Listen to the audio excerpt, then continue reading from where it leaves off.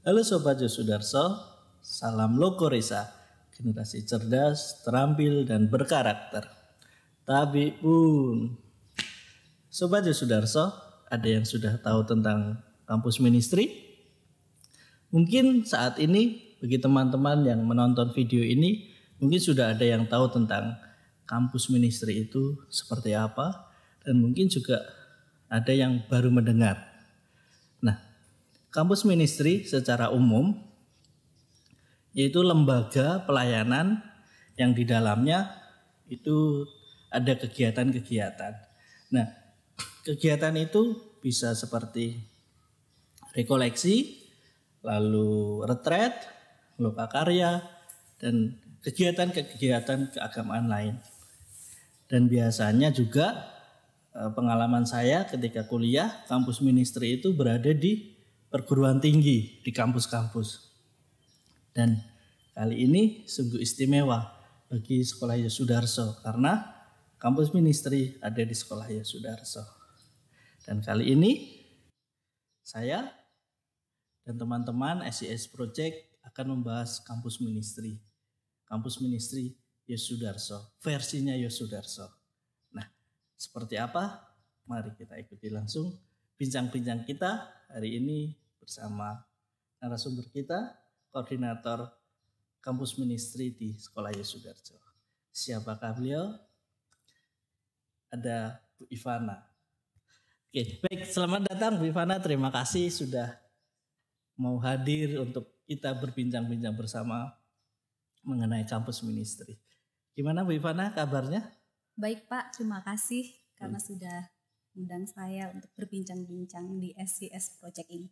Oke, terima kasih Bu Ivana dan puji Tuhan Bu Ivana keadaannya sungguh baik ya, apalagi dengan kondisi pandemi seperti ini pastinya juga sungguh-sungguh kita juga harus ketat mematuhi protokol kesehatan ini demi menjaga kita, menjaga sesama dan pastinya juga semua orang yang sungguh-sungguh memperhatikan protokol kesehatan.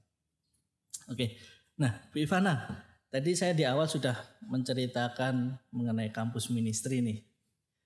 Dan saya ingin menggali lebih dalam kampus ministry versinya Yos. Nah, kira-kira nih Bu Ivana, ini kan menjabat sebagai koordinator. Dan tujuannya tuh apa sih di Sekolah Yosudarso itu adanya kampus ministry? Oke, boleh diceritakan Bu, mau ya boleh saja diceritakan versi lengkap dan sebagainya supaya juga teman-teman para penonton baik warga sekolah Yos sendiri, siswa dan semua yang melihat video ini sungguh-sungguh dapat mengetahui kampus ministry versinya Yosudarso. Nah, kira-kira tujuannya apa sih Bu dibentuknya kampus ministry? Oke, saya akan menjelaskan sedikit mengenai kampus ministry. Kampus ministry itu memang sebenarnya banyak di kampus atau di perguruan tinggi. Betul sekali seperti yang Pak Gagas ceritakan. Tapi kita memunculkan kampus ministry di sekolah itu karena memang kami sangat membutuhkan wadah atau tempat untuk spiritualitas sekolah Katolik kita dalam pendampingan anak, tapi tidak hanya anak, tapi juga seluruh warga sekolah, baik itu guru maupun karyawan Yosudarso Metro. Dan dalam kampus ministry itu sendiri ada beberapa bidang yang berperan aktif di dalamnya, yaitu bidang kerohanian, sosial, dan kepribadian.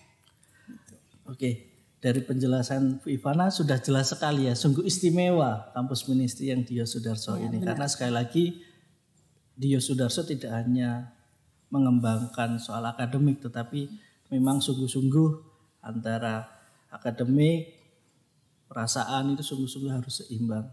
Maka adanya CM di Yosudarso ini ya, sungguh-sungguh memberikan manfaat. Begitu ya Bu Ivana ya kira-kira. Apalagi ada 3 bidang pastinya, spiritual, lalu juga kepribadian, lalu juga sosial. Ini sungguh-sungguh hidup kita ini sungguh-sungguh akan seimbang. Begitu ya Bu Ivana. Benar. Nah, kurang lebih sudah kira-kira berapa lama Bu kampus ministry ini ada di Yosudarso? Kurang lebih sudah ada 5 tahun Pak berjalannya kampus ministry, dan kami sangat berjuang dalam kampus ministry ini karena memang sekolah itu kan tidak hanya yang tadi Pak Gagas sebutkan bahwa tidak hanya akademiknya saja, tapi kita juga harus menampilkan karakter-karakter kita sehingga lulusan Yosudarso Metro ini benar-benar lulusan yang mempunyai karakter yang baik tentunya. Karena sekolah kita Katolik kan, jadi harus spiritualnya juga harus ada gitu, harus dimunculkan di setiap alumni-alumninya. Oke, berarti sudah cukup lama ya Bu ya, sudah 5 tahun. Pastinya juga kiprahnya kampus ministry di sekolah Yos itu juga sudah terasa dan nampak. Ya kan, kurang lebih begitu ya Bu Ivana ya. Nah, pasti adanya kampus ministry ini juga bisa turunan dari visi misi sekolah ya. Oke, visi misi sekolah ya Bu ya. Jadi kampus ministry sendiri punya visi misi Bu? Ada Pak, ada visi misinya tersendiri. Oke, ini juga sungguh menarik karena kampus ministry sendiri juga dalam arti punya pedoman untuk melangkah untuk ini. Dan pastinya visi misi kampus ministry juga selaras dan turunan dari visi misi sekolah. Ini sungguh luar biasa teman-teman ya. Nah, tadi Bu Ivana juga mengatakan bahwa ada divisi ya begitu ya, ada 3, yaitu tadi ada kepribadian, rohani, atau spiritual, dan sosial. Nah, ini kan teman-teman belum tahu nih Bu, istilahnya dari 3 divisi itu sebenarnya kegiatannya apa, lalu kenapa hanya 3 divisi itu? Karena waktu itu saya pernah ikut bergabung di kampus ministry waktu saya kuliah.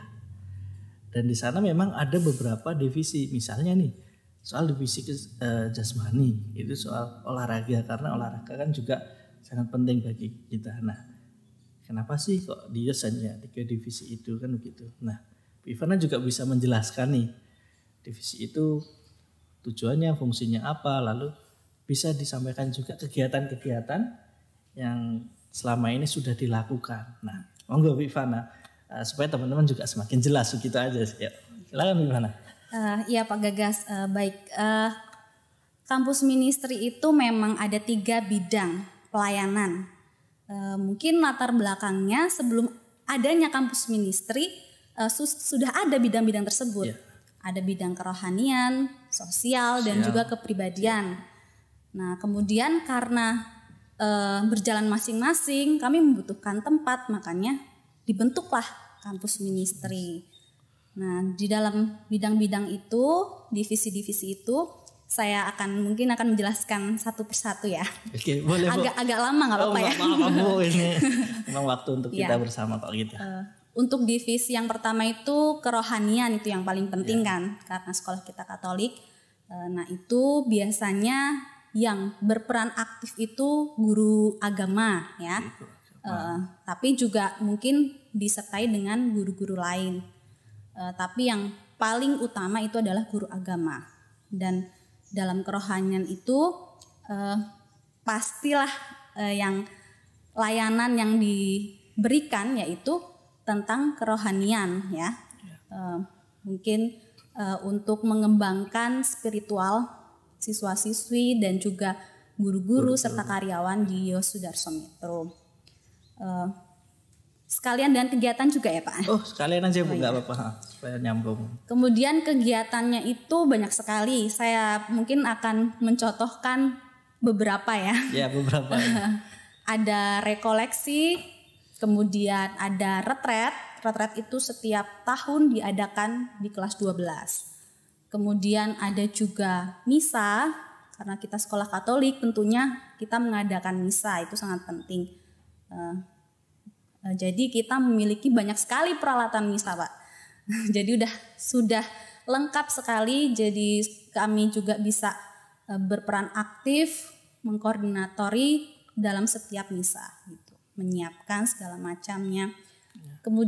Kemudian ada juga kami perayaan Natal, karena ya perayaan Natal untuk bersama siswa-siswa, semua guru dan juga karyawan Yosudarso Metro. Kemudian yang kedua itu lanjut yaitu divisi ke bidang sosial ya. Bidang sosial itu tentunya ya kita walaupun spiritual kita ada, tapi kita juga harus sosial kepada orang lain gitu lah, membantu orang lain. Nah, dalam bidang sosial ini yang berperan aktif untuk melayani lebih ke luar sekolah Yosudarso gitu. Kegiatan yang pernah kami lakukan itu yang pertama itu yang paling mungkin besar itu adalah bakti sosial. Kami pernah memberikan bantuan ke panti asuhan, kemudian ke stasi-stasi, lalu juga masyarakat di sekitar sekolah gitu, yang membutuhkan tentunya, yang mungkin pada saat itu benar-benar membutuhkan sesuatu yang mungkin kita hanya memberikan sedikit, tapi setidaknya mereka merasa terbantu dan bermanfaat bagi mereka. Kemudian sosial juga mengurusi beasiswa dan bantuan-bantuan. Kalau beasiswa biasanya beasiswa murid-murid yang berprestasi, yang juara 1, juara 2 gitu ya. Kemudian ada juga bantuan-bantuan itu lebih diberikan dari donatur, kemudian ada juga bantuan Inigo, ada juga bantuan dari pemerintah yaitu namanya bantuan PIP. Setiap sekolah pasti juga mendapatkan. Jadi peran serta sosial itu ya mengurusi ibaratnya bantuan dan sosial kepada orang lain, sehingga siswa-siswa bisa memunculkan juga rasa membantu orang lain, itu sosial kepada orang lain begitu. Nah, kemudian yang terakhir adalah divisi kepribadian. Nah, ini yang berperan tentunya adalah guru BK ya, guru bimbingan dan konseling. Nah, di sini guru BK berperan aktif, tentunya memberikan konseling, LDK, live in dan sebagainya. Mungkin untuk divisi kepribadian itu bisa berkolaborasi dengan kerohanian dalam memberikan rekoleksi biasanya kita bisa bersama, jadi satu kegiatan dalam 2 divisi. Jadi juga kami sebenarnya mempunyai peran masing-masing, tapi kami juga saling membantu antar divisi gitu. Tidak hanya divisi ini bergerak sendiri, tapi yang lainnya juga ikut membantu divisi yang lain gitu. Sungguh sangat jelas sekali Bu Ivana menjelaskan. Jadi ini sungguh-sungguh menjadi wawasan khususnya bagi warga sekolah Yosudarso dan bagi teman-teman yang sungguh juga memiliki perhatian khusus ke sekolah kami kan begitu. Nah, kalau boleh saya menanggapi Bu, tadi kan Bu Ivana juga menceritakan bahwa kampus ministry juga berkiprah di dalam, istilahnya di sekolah Yosudarso, juga keluar. Tadi kan gitu.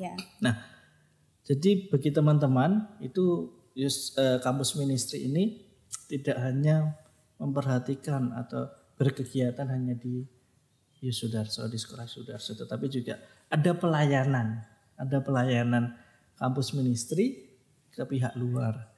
Misalnya tadi juga kurang lebih apa Bu pelayanan yang sudah diberikan untuk pihak luar selain tadi bakti sosial itu kan jelas. Lalu juga kepribadian, rekoleksi. Apakah kampus ministry ini pernah mengisi atau menjadi pemateri sebuah rekoleksi atau LDK? Kira-kira udah pernah belum Bu itu? Sudah Pak. Kami sudah pernah memberikan rekoleksi waktu itu di SMP Saverius, SMP Yosudarso, kemudian di asrama Boromea, Santa Maria, Leo Dehon. Gitu. Oke, jadi sekali lagi sudah nyata kurang lebih 5 tahun ini sungguh-sungguh kiprah kampus ministry ini sungguh-sungguh nyata dirasakan. Ada SMP Saverius, SMP Yos, lalu juga asrama-asrama. Karena di sekolah kami selain siswa-siswi yang tempat tinggalnya di rumah atau ngekos, kami juga ada asrama kan ya Bu ya. Iya, benar Ada 3 asrama. Nah bagi teman-teman juga nanti bingung mau sekolah di mana, bisalah ya sekolah sekolah di Yosudarso. Nah sekolah Yosudarso itu juga ada SMP dan SMA pastinya. Nah ketika orang tua juga bingung tempat tinggal, bisa ke asrama ya Bu ya, asrama putra, asrama putri. Jadi segera saja kalau sudah ada niat untuk sekolah Yosudarso untuk segera mendaftarkan begitu. Nah, oke, tadi juga sudah dijelaskan bahwa kiprah kampus ministry ini sungguh-sungguh nyata ya Bu ya. Nah, dan sekarang ini dalam kondisi pandemi nih Bu, dalam kondisi pandemi pastinya kan juga ada kegiatan-kegiatan yang sudah direncanakan ketika sebelum pandemi dan rencana ini sudah matang kan gitu, tinggal menjalankan. Tetapi ternyata pandemi seperti ini. Nah ini kan sebuah tantangan Bu. Nah kira-kira kampus ministry ini punya terobosan apa Bu yang sudah dilakukan atau ada rencana apa untuk dalam situasi pandemi ini? Ya, baik. Memang dalam pandemi ini sangat memprihatinkan ya bagi tentunya nggak hanya Yosudarso saja yang merasakan, pasti sekolah lain juga. Tapi kami tim CM berusaha untuk bisa juga memberikan layanan kampus ministry untuk siswa-siswi kita dan juga warga sekolah sini. Kalau untuk guru-gurunya tentu mereka kan masuk ya, masih masuk ya Pak. Jadi tetap kami ada misah. Kalau untuk siswa-siswi sendiri mungkin bisa diadakan rekoleksi, cuman hanya virtual melalui virtual. Ada sih rencana, tapi mungkin masih dalam wacana ya, tapi mungkin akan kami laksanakan sehingga anak-anak juga merasakan pelayanan dari kampus ministry. Kemudian di sekolah juga mungkin bergabung dengan kampus ministry untuk mengadakan sekolah minggu ke stasi-stasi. Ya, lalu juga mungkin saya tambahkan juga ya Bu ya. Itu kan tadi, lalu juga bisa juga dalam kondisi pandemi ini anak kan di rumah ya Bu ya. Pasti ada kendala entah sinyal, entah kemalasan belajar dan sebagainya. Nah, kami melalui kampus ministry, guru BK itu juga selalu menyapa ya Bu ya, menyapa lalu juga memberikan konseling secara online atau secara virtual karena juga ada namanya cyber counseling. Jadi memang sungguh-sungguh cyber counseling ini bisa diterapkan karena situasinya begini gitu. Seperti ini. Jadi sekali lagi CM dalam situasi normal atau pandemi tetap ada pelayanan ya Bu ya. Tetap berusaha semaksimal mungkin untuk memberikan pelayanan ke siswa-siswa. Oke. Nah, ini sungguh-sungguh sangat baik kan gitu. Nah, kenapa tadi di awal saya mengatakan kampus ministry di Yosudarso ini sungguh istimewa? Karena yang saya tahu ya, khususnya di Lampung atau sekitaran metro yang ada kampus ministry itu hanya sekolah Yosudarso kan gitu ya. Ini sungguh luar biasa kan gitu kan. Oke. Nah, ini kan kampus ministry yang pasti tidak hanya istilahnya programnya tidak hanya sampai di sini. Dan apalagi kita kan sebentar lagi juga akan menyongsong gedung baru di sana. Pastinya juga pelayanan kampus ministry ini sungguh-sungguh dibutuhkan. Karena sekali lagi mendidik itu tidak hanya soal akademik saja ya Bu ya. Kira-kira begitu ya Bu ya. Iya, tadi di awal sudah. Iya. Jadi soal rasa juga ya Bu, soal rasa, soal berperilaku. Nah, begitu teman-teman ya. Jadi kurang lebih kampus ministry di Yosudarso kegiatannya seperti itu, tidak hanya untuk guru atau karyawan saja tetapi untuk siswa juga kan begitu. Nah, Ibu. Lalu ini pastinya kan menjadi tantangan juga ke depannya Ibu ya. Karena zaman saat ini kan istilahnya soal pribadi. Iya. itu kan tanda kutip nomor sekian, karena banyak khususnya siswa itu kan hanya melakukan apa yang menjadi kesenangannya. Ini juga menjadi tantangan. Jadi semoga CM ini dapat sungguh-sungguh selalu hadir di Sekolah Yesudarso, dan bagi siapapun yang memang membutuhkan kami, ya kan kami ya Bu ya, Iya. CM di Sekolah Yesudarso bisa menghubungi Bu Ivana, juga bisa nanti. Yang pasti kami siap sedia melayani kan begitu. Membuka diri juga. Oke, membuka diri, dan apalagi nilai-nilai yang kita hidupi di sekolah ini kan juga Lokoresa kan begitu, Lokoresa kan. Belum tersebutkan tadi. Oh iya, boleh disebutkan sekarang Bu. Nilai Lokoresanya ya. Oke, nilai Lokoresanya. Nah, love, compassion, readiness, and sacrifice. Ini sungguh-sungguh sebuah nilai yang mencoba CM ramu ya Bu istilahnya, di visi misi CM juga nilai ini sungguh-sungguh menjadi dasar. Menjadi dasar pelayanan CM di Yesudarso. Dan juga Yesudarso itu mengharapkan ketika lulusan siswa dari sini itu dapat tadi seperti salamnya, salam Lokoresa, generasi cerdas, terampil dan berkarakter. Maka kenapa sih, salah satunya kenapa sih di Yesudarso ini adanya kampus ministry.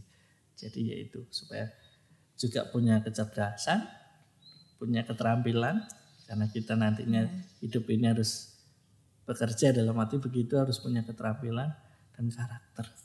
Nah, justru karakter ini ya Bu ya, karakter ini yang kadang-kadang tidak tersentuh oleh para pendidik atau tanda kutip sekolah-sekolah lain. Maka di Yesudarso menghadirkan kampus ministry supaya karakter ini sungguh-sungguh juga dibentuk, dibangun, walaupun awalnya dari berbagai daerah ya siswa kita. Jadi sungguh-sungguh coba kita satukan begitu ya Bu. Nah, mungkin untuk ini closing statement Bu, kira-kira ada saran atau masukan untuk siswa-siswi atau guru-guru dalam masa pandemi ini atau untuk kedepannya? Monggo Bu.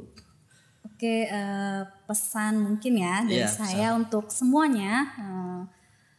Di pandemi ini kita tetap harus semangat, tetap harus menjalani aktivitas kita, dan tetap bersyukur bahwa sampai saat ini kita masih sehat, masih bisa diberikan kekuatan untuk melakukan aktivitas kita, dan juga jangan lupa jaga kesehatan untuk kalian semua yang berada di daerah-daerah sana. Tetap semangat ya Bu, tetap semangat pandemi ini. Iya, saya juga harus semangat.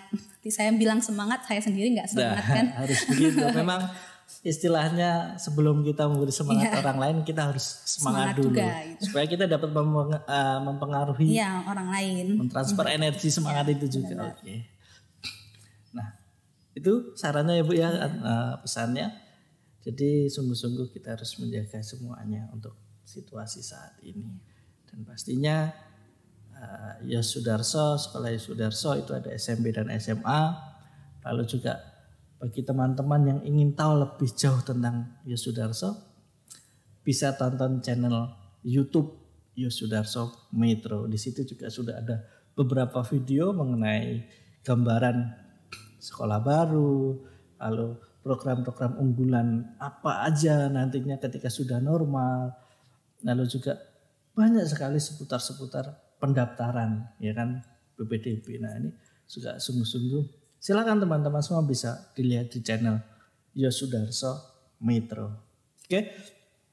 Terima kasih Bu Ivana sekali lagi. Sama-sama, sudah berbagi cerita tentang kampus ministry, dan semoga ini sungguh-sungguh dapat bermanfaat khususnya bagi warga sekolah, bagi teman-teman siapapun yang melihat ini. Dan tetap semangat dalam kondisi pandemi ini. Terima kasih. Salam Lokoresa. Dadah.